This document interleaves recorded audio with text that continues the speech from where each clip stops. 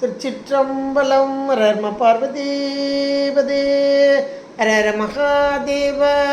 தென்னாடுடைய சிவனே போற்றி, எண்ணற்றவர்க்கும் இறைவா போற்றி. திருச்சிற்றம்பலம். ஒழியான திருமேனி உமிழ்தானமிகமேவம் கழியார வரும் யானை கடல் நாழோ மரவாமல் அழியாழு மலர் தூவும் அடியார்கள் உளமாற வெளியாகும் வலிதாய வினை கூட நினையவே. திருச்சிற்றம்பலம். தில்லை குத்தபெருமான் திருவடிகளை சிறமேற்கொண்டு குருமகா சன்னிதானங்கள் பொற்பாதம் பணிந்து அடியவர் பெருமக்கள் பொற்பாதம் பணிந்து இன்றைய அபிராமி அந்தாதி சிந்தனையிலே நம்ம போன வாரம் 67வது பாட்டு பார்த்தோம். நம்ம போன வாரம் 67வது பாடல், தோத்திரம் செய்து தொழுது மின் போலும் நின் தோற்றம் ஒரு மாத்திரை போதும் மனத்தில் வையாதவர், வன்மை குலம் கோத்திரம் கல்வி குணம் குன்றி நாளும் குடில்கள் தோறும் பாத்திரம் கொண்டு பலிக்கு உழலா நிற்பர் பாருங்குமே என்பதாக. அதாவது அம்மையை வழிபடாதவர்கள், அது ஒரு மாத்திரை போதும். ஒரு மாத்திரைன்றது ஒரு கண் இமைக்கும் நேரம்தான். அந்த ஒரு மாத்திரை போதும் நின் தோற்றம் அப்படின்ற அந்த ஒரு நொடி கூட உன்னை நினையாதவர்கள் என்பதாக அழகாக சொன்னார். அதாவது அம்மையை வாயால் துதி செய்து கையால் தொழுது, அந்த அம்மையோடைய உடல் எப்படி இருக்கா, மின்னல் போன்று சுடர் விடக்கூடிய அந்த திருமேனி தோற்றத்தை ஒரு கணமேனும் மனதில் வையாதவர்கள், அதாவது தியானம் செய்யாதவர்கள். அப்படிப்பட்டவர்களுடைய கொடைத்தன்மை, குடிப்பிறப்பு, கோத்திரம், கல்வி, இந்த குணம் எல்லாவற்றிலும் குறைபாடு உடையவர்களை, அதாவது அம்மையை வழிபடாதவர்களுடைய தன்மையை இந்த பாடலில் ரொம்ப அழகாக எடுத்து சொன்னார். அப்புறம் எப்போவுமே இந்த அருளாளர்கள் அம்மையை எப்போவுமே இந்த அருளாளர்கள் எதிர்மறையாக லேசில் சொல்ல மாட்டாங்க எந்த ஒன்றையுமே. அப்போது இப்படி சொல்லிட்டோமே நினைச்சாரோ என்னவோ அடுத்த பாடல்லையே சொல்ற பாருங்க. அப்போ அம்மையை வழிபட்டால் என்ன கிடைக்கும் அப்படின்றத ரொம்ப அழகாக நமக்கு எடுத்து சொல்கிறார் பாருங்க. பாரும்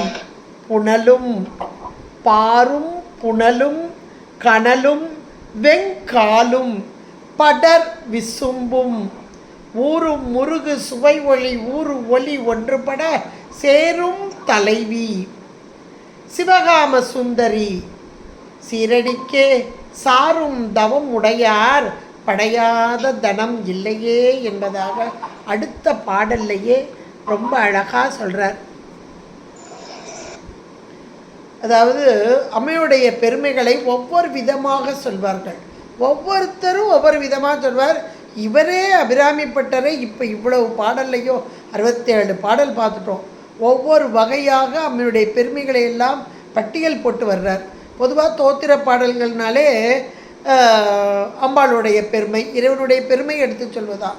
திருமுறைகள் பார்த்துட்டேன்னா இறைவனுடைய பெருமைகளை எல்லாம் பட்டியல் போட்டு சொல்வாங்க, ஒவ்வொரு இடத்துல இருந்த தன்மைகள் எல்லாம். அதே போல் இங்கே இந்த பாடலில் 68வது பாடலில் அம்பாளுடைய அந்த பெருமைகளை எல்லாம் பட்டியல் போடுறார். எப்படி போடுறாரா, இங்கே உள்ள அம்மையைக்கு ஒரு பேர் கொடுக்குறாரு பாருங்க. சிவகாம சுந்தரி சீரடிக்கே அப்படின்னு ஒரு வார்த்தையை கொடுக்குறார். அப்போ சிவகாம சுந்தரி என்பது எந்த தலத்தில் இருக்கும் அம்மை அப்படின்றத நம்ம முதல்ல உணர்ந்துக்கணும். எந்த தலத்தில் இருக்கும் அம்மை என்றால் தில்லையில் இருக்கும் அம்மை. ஏன்னா இந்த ஆசிரியர் முதல் பாடல்லையே காப்புச்செயில் பேசும்போதே தாரமற்கொன்றையும் ஷண்பக மாலையும் சாத்தும் தில்லை ஊரதம்பாகத்து உமைமைந்தனே என்று சொன்னார். அப்போது அந்த காப்புச்செயில் இருக்கும்போது அங்கே இருக்கிற அம்மையப்பனான அந்த அம்மையப்பன் 2 பேரையும் சேர்த்தான் சொன்னார். இப்போ இந்த பாடல் 68வது பாடல்லையும் சிவகாம சுந்தரி என்பது தில்லை குத்தபெருமானுக்கு அருகில் வீற்றிருக்கும் அம்மை உமை அம்மை, அதைத்தான் சொல்கிறார். அப்போ இந்த அம்மை என்பவள் இறைவனை விட்டு பிரியாதவள், ஒரு கணமேனும் விட்டு பிரியாத தன்மை. இது நம்ம எல்லாருக்கும் தெரியும். இறைவன் வேறு, இறைவி வேறு அல்ல. அருளது சக்தியாகும் அரண் தனக்கு. அப்போ இறைவனுக்குரிய அத்தனை குணங்களும் அம்மைக்கு உண்டு. இன்னும் அதிகமாக சொல்லப்போனால், இறைவன் எதை செய்ய நினைக்கிறானோ அதை எதன் மூலமாக செய்கிறான்? அம்மையின் மூலமாக செய்கிறான். நாம் நம்ம கையை வச்சு வேலை செய்கிறோம், நம் கையால் நாம் தொழில் படுகிறோம். ஆனால் இங்கே இறைவனோ நங்கையின் மூலமாக, நங்கை என்பது அருள் சக்தி, இறைவனுடைய அருள் சக்தியின் மூலமாக இங்கே தொழில்படுத்துதல் என்பது எதனை அப்படின்னு அடுத்த வார்த்தை நமக்கு வரலாம். தொழில்படுத்துதல். அப்போ தொழில்படுத்துதல் என்பது இங்கே உள்ள கூத்த பெருமான், தில்லையில் இருக்கும் கூத்த பெருமான் நடனம் ஆடிக்கொண்டிருக்கிறான். அவன் ஆட்டம் என்பது ஆனந்த கூத்து. ஐந்தொழில் புரிவது தான் ஆனந்த கூத்து. இந்த ஐந்தொழில் புரிதல் என்பதில் எப்படி புரிகிறான்? இறைவனுடைய அருள் ஆற்றல் மூலமாக. இப்போ சூரியன் இருக்கு வானத்தில்னா, அதனுடைய ஒளிதானே நமக்கு பயனிலைக்கு வருது. சூரியனாக இறங்கி வருது இல்லையே. இதே போல் இறைவனுடைய அருள், அந்த அருள் தான் நம்மை இங்கே இயக்கி கொண்டு இருக்கிறது. இன்னும் சொல்லப்போனால் இயக்கி கொண்டு இருக்கு. அந்த இயக்குதல் தான் படைத்தலாக, காத்தலாக, அழித்தலாக, மறைத்தலாக, அருளலாக ஐந்தொழில். இப்போ ஐந்தொழிலையும் செய்யக்கூடியவ அருள் சக்தி எது? சிவகாம சுந்தரி. அந்த சிவகாம சுந்தரியின் சீரடிக்கு சாரும் தவம் உடையார் அப்படின்னு ஒரு வார்த்தை கொண்டு வர்றார். சீரடிக்கு, சீர் கூட்டல் அடி, சிறிய, அந்த சிற்றடியேம்பார். அருணகிரி பெருமான் ரொம்ப அழகாக சொல்வார். சிற்றடியே. எதற்காக? இந்த திருவடியை நாம் பற்றி கொள்ள வேண்டும். அதற்காக நாம் பற்றுக்கொள்வதற்கு எளிதாக சிறிய அடியா. இங்கே ரொம்ப அழகாக அபிராமி பட்ட சொல்றார், சீரடிக்கு சிறிய அடியாக நாம் எளிமையாக பற்றி கொள்ள வேண்டும் என்பதற்காக உரிய அந்த சீரடி. இன்னும் நமக்கு நம்ம திருமுறைகள்லாம் சொல்லும்போது அதில் சுந்தரமூர்த்தி நாயனார் அவர் இங்கே தில்லைக்கு வந்து இறைவனை பாடும்போது மடித்தாடும் அடிமைக்கண் என்று பார்ப்பார். மடித்து ஆடும் அப்படிம்பார். இறைவனை நோக்கி, கூத்த பெருமானை நோக்கி ஒரு காலை. ஏன்னா இந்த தூக்கிய திருவடி தான் உயிர்களாகிய நாம் பற்றி கொள்ள வேண்டிய ஒன்று. உயிர்களாகிய நாம் அருள், அந்த அருள் திருவடி என்பது தூக்கிய திருவடி தானே. அந்த அருளை பெற வேண்டும் என்றால் தூக்கிய திருவடி, அதை பற்றி கொள்ள வேண்டும். அதை எப்படி பற்றுவது? ஒரு கையை அப்படி காமிக்கிறார். இருந்தாலும் கூட இறைவன் கருணையினால், அதாவது இதுக்கு உரை செய்யும்போது சொல்கிறாங்க, ஒரு யானை, பெரிய யானை, அந்த யானை மேலே நம்ம ஏறணும்னா சாதாரண ஏறிட முடியுமா? யாராவது தூக்கி விட்டா ஏறலாம். ஆனால் அந்த யானையே தன்னுடைய கால்களை காலை மடித்து காமிக்கும் பாருங்க. அந்த பாகன் ஏறணும் அப்படின்னா காலை மடித்து காமிக்கும். அதில் ஏறி, அந்த மடித்த காலில் ஏறி மேலே ஏறும். இதே போல இறைவன் நம்மை ஆட்கொள்ளும் வண்ணமாக, எவ்வளோ பெரிய கருணை பாருங்க, நம்மை ஆட்கொள்ளும் வண்ணமாக இங்கே மடித்தாடுகிறான். ஏன்னா அவன் அருளை பெறுதல் என்பது சாமானியம் அல்ல. அவன் அருளாலே அவன் தாழ் வணங்கி, அவன் அருள் இல்லை என்றால் இந்த இறைவனுடைய திருவடியை பற்ற முடியாது. அதைத்தான் இங்கே சீரடி சிற்றடியாக நாம் பற்றி கொள்வதற்கு எளிதாக. சிவகாம சுந்தரி சீரடிக்கே, ஒரு ஏகாரம், சீரடிக்கே சாரும். அந்த சார்பு என்ன சார்பு? திருவடிச்சார்பு. அந்த திருவடிச்சார்பு திரு அருளோடு கூடிய சார்பு. அந்த திருவருளை நாம் பெற வேண்டும் என்றால், திருவருள் என்பது ஞானமே வடிவானது. அப்போ அந்த ஞானத்தை நாம் பெற வேண்டும் என்றால் என்ன நிலைக்கு வரணும்? நம்முடைய தவம் முற்றியது தான் ஞானம். அப்போ அந்த தவத்தை பெற வேண்டும் என்றால் சரியை, கிரியை, யோகம் மூன்றும் சேர்ந்தது தான் தவம். இந்த மூன்றும் முற்றுப்பெறவில்லை என்றால், தவம் முற்றுப்பெறவில்லை என்றால் ஞானத்தை ஞானமே வடிவான அந்த பரம்பொருள், அந்த திருவருள் ஞானம். திருவடி என்றாலே திருவருள் ஞானம். அப்போ அந்த திருவருளை பெற வேண்டும் என்றால் ஞானத்தில் சிறந்திருக்க வேண்டும். ஞானத்தை பெற வேண்டும் என்றால் தவத்தில் முற்றியவர்களாக இருக்க வேண்டும். அதைத்தான் இங்கே சொல்கிறார், சாரும் தவம் உடையார். இந்த சரியையில் பாஸ் பண்ணாதான் கிரியை, கிரியையில் பாஸ் பண்ணாதான் தவம். இந்த மூணும் சேர்ந்தால்தான் யோகம். கிரியையில் பாஸ் பண்ணால் யோகம், மூணும் சேர்ந்தால் தவம். இந்த தவம்தான் திருவருள் சார்பு, திருவடி ஞானம் நாம் அடைய வைக்கும் என்பதை ரொம்ப அழகாக இந்த பாட்டில் சிவகாம சுந்தரி சீரடிக்கே சாரும் தவம் உடையார், அந்த தவத்தை உடையவர்கள் அப்படின்னு அழகாக சொல்கிறார். சொல்லிட்டு படையாத தனம் இல்லையேன்ட்டார். அவர்களுக்கு படையாதன்னா அவர்கள் அனுபவிக்காத செல்வம் என்பது கிடையாது. செல்வம்னா தனம்னா செல்வம்தான். இந்த செல்வம் என்பது ஒரு வகையில் இல்லை, எல்லா 16 வகை பேர்களையும் இவரே பட்டியல் போட்டு சொல்கிறார். 16 வகை பேர்கள். செல்வம் என்பது நம்ம நினைக்கிற பணம் மட்டுமல்ல, எல்லா வகையான செல்வமும். அதைத்தான் படையாத தனம் இல்லையே என்ற மாத்திரத்தில் இவர்கள் பெறாத செல்வமே கிடையாது. உலக இன்பத்தை பெற்று உலகத்தோடு, ஆனால் உலகத்தை விரும்ப மாட்டாங்க. ஏன்னா திருவருள் சார்பு பெற்றவர்கள் உலகத்தை விரும்ப மாட்டாங்க. அப்போ அந்த திருவருள் இன்பத்தில் திளைத்தவர்கள், அந்த திருவருள் சார்பு பெற்றவர்கள் என்று சொல்லி இப்போ அம்மையோடைய பெருமையை சொல்லணும் இல்லையா? அதுக்கு இப்போ முன்னாடி எடுத்து பார்த்தேன். இது சிவகாம சுந்தரி சீரடிக்கேன்னு சொல்லிட்டாரு. ஆனால் இந்த சார்பு பெறதுக்கு முந்தி அந்த அம்மையோடைய பெருமையை பட்டியல் போடுறார் பாருங்க. பாரும் புனலும் கனலும் வெங்காலும் படர் விசும்பும் ஊரும் முருகு சுவை ஒளி ஊரு ஒளி ஒன்றுபட சேரும் தலைவி, ஒன்றுபட சேரும் தலைவி என்கிறார். இங்கே ஐம்பூதங்கள் சொல்லப்படுகிறது, பஞ்சபூதங்கள். இந்த உலகம் படைத்தல். இங்கே இருக்க சிவகாம சுந்தரி என்பவள் எதை செய்கிறார்? ஐந்தொழிலை செய்கிறார். ஐந்தொழில் என்பது முதல்ல என்னது? படைத்தல். எதை படைக்கிறார்? இந்த உலகம் படைக்கப்பட்ட பொருள் யாருக்காக? நம் பொருட்டாக. உலகம் படைக்கப்பட்ட பொருள், உடம்பு படைக்கப்பட்ட பொருள். இந்த உடல் மூலமாக இந்த உலகத்தை அனுபவிக்க, அந்த அனுபவத்துக்கு உடனாக இருக்கிறார்.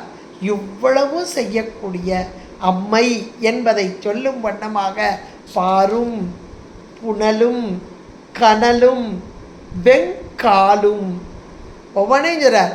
பார் என்றால் இங்கே பிருத்வி என்று சொல்லக்கூடிய இந்த நிலம், பிருத்வி என்று சொல்லக்கூடிய நிலம். புனல் எல்லாருக்கும் தெரியும், அப்பு. கனல் தேயு. வெங்கால் வேகமாக வீசக்கூடிய வாயு. படர் விசும்பு எல்லா இடத்திலும் பறந்திருக்கும் ஆகாயம் என்பதாக சொல்லி ஒரு முருகு சுவை ஒளி ஊறு ஒளி ஒன்றுபட என்று சொல்கிறார்.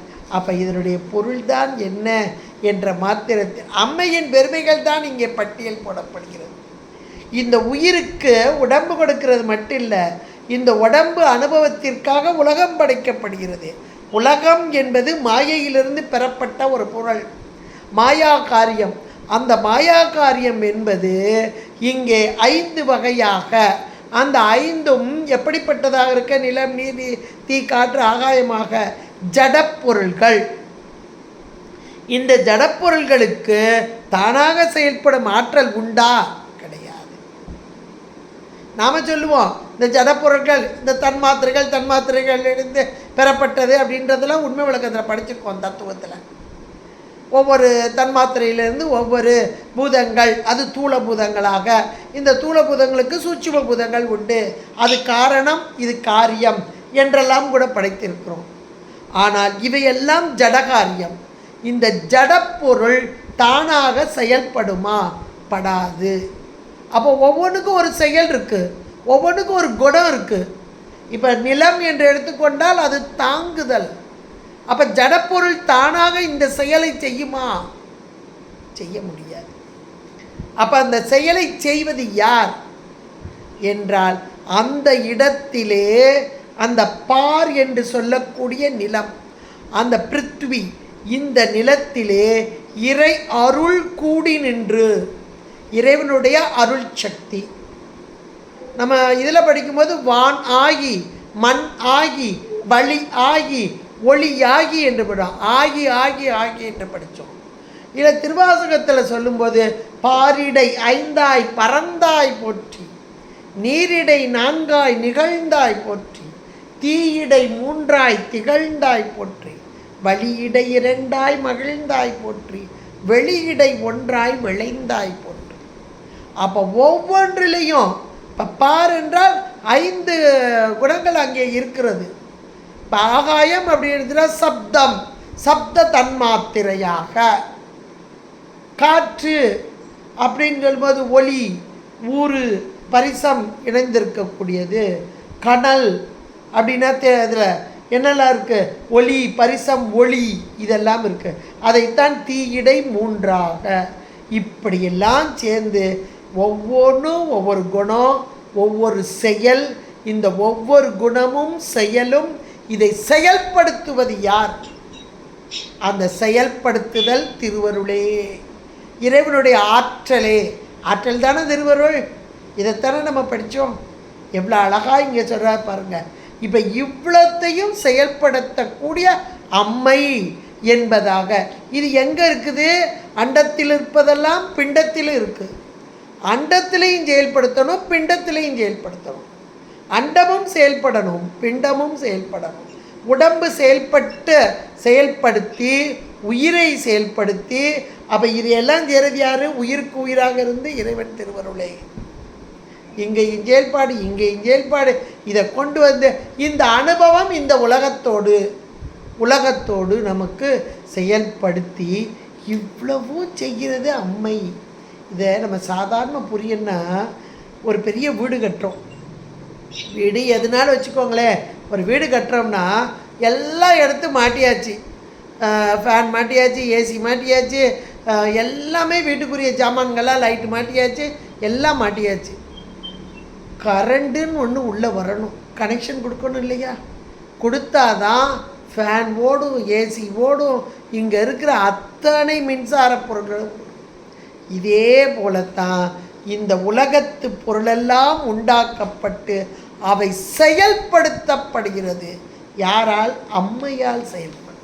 இறைவனுடைய திருவருளாகிய அம்மை அதனால் இங்கே செயல்படுத்தப்படக்கூடியதாக இருக்கிறது என்பதை இந்த பாடல் மூலமாக நமக்கு அழகாக எடுத்து சொல்கிறார் அபிராமிப்பட்டர். இந்த இறைவனுடைய திருவருள் இல்லை என்றால் இந்த உலகம் செயல்படாது, உடம்பும் செயல்படாது. உலகம் மட்டும் இல்லை, உடம்பும் செயல்படாது. அப்போ அனுபவமும் இல்லை. அப்போ அனுபவமும் நமக்கு கொடுக்க வேண்டுமென்றால் முதல்ல காட்டும் உபகாரம், காணும் உபகாரம், இவ்வளோத்தையும் செய்கிறது. அதுலேயும் முதல்ல செய்யும்போது திரோதாயியாக மறைப்பாற்றலாக இருந்து உலகத்தோடு ஒட்டி உறவாட வைத்து நம்மை அனுபவிக்க வைத்து நம்முடைய வினைகளையெல்லாம் கழித்து அதன் பின்பாக ஒரு பக்குவ நிலை வரும்போது திருவருளாகி சிவத்தை காட்டி முதலில் உலகத்தை காட்டிய அந்த அம்மை. அதனால தான் நம்ம பாருங்களேன், இப்போ நீங்கள் திருமுறைகள்லாம் எடுத்துட்டா முதல்ல நம்ம சித்தாந்தம்லாம் படிக்கிறதுக்கு முந்தி ஒரு உணர்வு வரும், அப்புறம் ஒரு பக்குவம் வந்த பிறகு நமக்கே வேறு உணர்வு. ஏன்னா திருமுறைகள் எதை சொல்கிறது? ஆகா, ஏதோ நம்ம பண்ணோம், இப்போ தான் புரியுது நமக்கு, கொஞ்சமாவது கண்ணில் வெளிச்சம் வருதுன்றவங்க. இப்போ உலகம்லாம் நமக்கு இருக்குது, ஜடப்பொருள் தான், அத்தனையும் ஜடப்பொருள் தான், உடம்பு ஜடப்பொருள் தான். ஆனால் அம்மை உள்ளே நின்று செயல்படுத்துகிறா.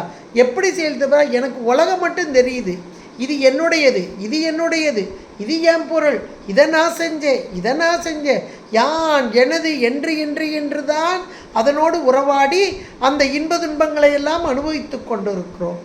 ஆனால் இத்தனைக்கும் காரணம் ஒருவன், இறைவன் என்பதை என்றைக்கு உணர்கிறோமோ அன்றைக்கு இந்த நிலை அப்படியே மாறும். எல்லாம் சிவச்செயல், அவன் அன்றி ஒரு அணுவும் அசையார். இந்த உணர்வு நமக்கு வர வேண்டும் என்பதற்குத்தான் பேதித்து நம்மை வளர்த்தெடுத்த பெய்வளையா அம்மை அப்படித்தான் வருகிறார். பாரும் புனலும் கனலும் வெங்காலும் படர் விசும்பும் ஊரும் முருகு சுவை ஒளி ஊறு, இந்த தன்மாத்திரைகள் எல்லாம் அப்படின்னு போட்டிருக்காரு. ஊரு ஒளி ஒன்றுபடச் சேரும்.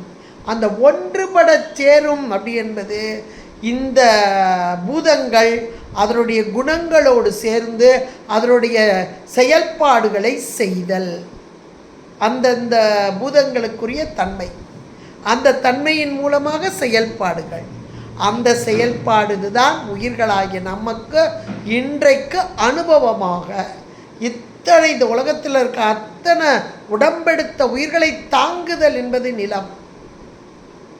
தாங்கி கொண்டு இருக்குவையா, யோசிச்சு பாருங்க. அந்த நிலம் இன்னும் சொல்லப்போனால் இந்த உடம்புல சதை, எலும்பு, நரம்பு இவையெல்லாம் நிலமாக சொல்லப்படுகிறது. இது இல்லைன்னா உடம்பு உண்டா? இந்த உடம்புல பஞ்சபூதங்கள் இருக்குது. அந்த பஞ்சபூதங்களை எடுத்து பார்த்தாலே ஆமாம் இவ்வளவு செயல்படணும். அது அம்மையினால் செயல்படுகிறது.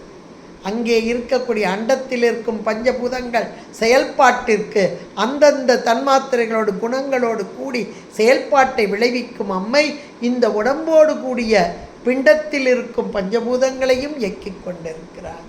அப்படிப்பட்ட ஒன்றுபட சேரும் தலைவி, ஒன்றுபடுத்தி அதனை சேர்த்து செயல்பட வைக்கும் தலைவி யார் என்றால் சிவகாம சுந்தரி.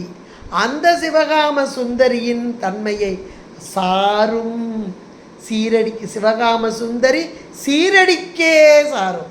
அந்த சிறிய அடி தூக்கிய திருவடி திருவருள் அதை சீரடிக்கே சாரும் தவம் உடையார். அந்த தவத்தை உடையவர்கள் படையாத தனம் இல்லையே. போன பாட்டில் அந்த ஒரு கணப்பொழுதேனும் அம்மையை நினைக்காதவர்கள் எப்படியெல்லாம் துன்பப்படுவாங்கன்னு சொன்னார். இப்போ இந்த பஞ்சபூதங்களை இயக்கும் தன்மை கொண்ட அம்மை, அந்த இயக்கும் தன்மை கொண்ட அம்மையை உணர்ந்து செயல்பட வேண்டும். ஆகா இத்தனைக்கும் காரணம் இவள் என்பதை உணர்ந்து அவளுடைய திருவடி சார்பு பெற வேண்டும் என்று எவ்வளவு தெளிவாக அந்த சார்பு என்பதே என்றைக்கு நாம் உணர்கிறோமோ அம்மைதான் இத்தனையும் செயல்படுத்துகிறாள் என்ற உணர்வு நமக்கு வரணும். அப்பத்தான் நமக்கு அன்பு பெருகும். அந்த அன்பு பெருகணும். அந்த அன்பு பெருகும்போது தான் அம்மையிட்ட அன்பு பெருகுதல் தான் மிக மேலான வழிபாடு. ஞானம் ஈசன் பால் அன்பே. இது சேக்கலார் பெருமான் வாக்கு. ஞானம் ஞானத்தை அடையணும். அந்த ஞானம் என்பது என்னென்றால் ஈசன் பால் அன்பு, அந்த இறைவன் செய்யக்கூடிய உபகாரம். இதை நாம் உணர்ந்தால் இந்த அன்பு நமக்கு பெருகிவிடும். இதை அப்படி யோசித்து பார்க்கணும். இறைவன் செய்யும் உபகாரம், அதை உணரும் தன்மை நமக்கு கிடைத்தாலே இந்த அன்பு பெருகும் என்பதைத்தான் சொல்வதற்காக இந்த 68வது பாடல் ரொம்ப அழகாக அண்டத்தில் இருக்கும் பஞ்சபூதங்களை இயக்கும் அம்மை, பிண்டத்தில் இருக்கும் பஞ்சபூதங்களை இயக்கும் அம்மை, இப்படிப்பட்ட ஒன்றுபட சேரும் தலைவி. இதுதான் ஒன்றுபட சேரும் தலைவி சிவகாம சுந்தரி. அவள் யார் என்றால் தில்லையிலே குத்த பெருமான் அருகில் இருக்கிறாளே அந்த சிவகாம சுந்தரி. அவளுடைய சீரடிக்கே சாரும் தவம் உடையவர்கள். அந்த தவத்தை உடையவர்கள் படையாத தனம் இல்லையே. படையாத தனம் என்ற மாத்திரத்திலே இவர்கள் பெறாத செல்வம் என்பதே கிடையாது. எல்லா செல்வத்துக்கும் மேலான ஒரு செல்வம் உண்டு. என்ன செல்வம் தெரியுமா? சிந்தையின் நிறைவே. செல்வம் என்பதே சிந்தையின் நிறைவு தான். இதை குமரகுருபரர் செல்வார் அழகா. அப்போ மனதில் நிறைவு, இறைவன் திருவருள் திருவருள் திருவருள் என்பதாக இந்த கேடும் ஆக்கமும் கெட்ட விருவினர் என்று சேக்கலார் பெருமான் சொல்றார். அப்போ எல்லாவற்றிற்கும் மூலமாக இயக்கக்கூடிய சக்தியாக அம்மை நாம் காண சிவகாம சுந்தரியாக இன்றைக்கு எழுந்தருளியிருந்து அருள்பாலித்து கொண்டிருக்கிறார். அவருடைய திருவடியை பற்றினால் எல்லா தனங்களையும் நாம் அடையலாம் என்று இந்த 68வது பாடலிலே பாரும் புனலும் கனலும் வெங்காலும் படர்விசம்பம் ஊரும் முருகு சுவை ஒளி ஊறு ஒளி ஒன்றுபட சேரும் தலைவி சிவகாம சுந்தரி சீரடிக்கே சாரும் தவமுடையார் படையாத தனமில்லையே என்று மிக அருமையாக கூறியிருக்கிறார். இந்த 68வது பாடலின் பொருளை சிந்திப்பதற்கு அருமையாக அருள்பாலித்த அம்மையின் திருவடியை பணிந்து போற்றி இதுகாரும் கேட்டு மகிழ்ந்த அனைவரின் பொற்பாதம் பணிந்து விடைபெறுகிறேன். நன்றி, வணக்கம். திருச்சிற்றம்பலம். ஹர ஹர பார்வதீபதே, ஹர ஹர மகாதேவ. தென்னாடுடைய சிவனே போற்றி, எந்நாட்டவர்க்கும் இறைவா போற்றி. திருச்சிற்றம்பலம். நன்றி நன்றி நன்றிப்பா. நன்றிப்பா.